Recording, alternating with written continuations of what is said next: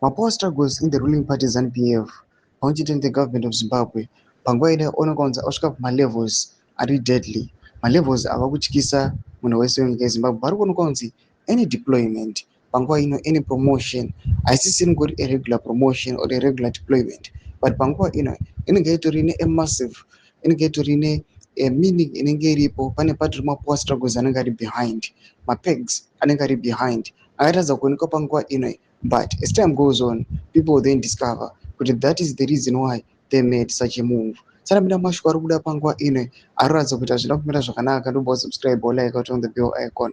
Recently takaona comrade Matimadanda he died of food poisoning. Panguva ino pobuda nhau zichiuya panguva ino represent Anthony 30 chikora zvakananda achiti just heard from comrade Kageni Ajanga, now General Elson Moyo Rugeje deployments and the reshuffles are cover from Mnangagwa's new plot.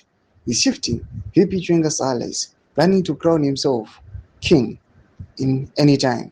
Then eliminate Chwenga.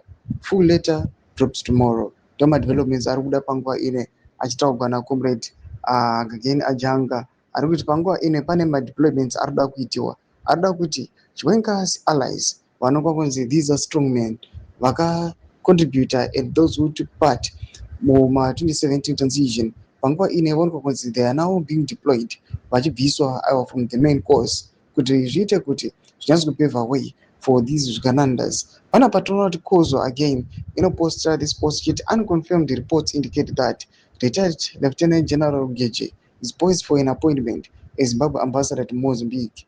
It will be his first government assignment since retirement. Initially, he was expected to return as the ZNA commander in 2021.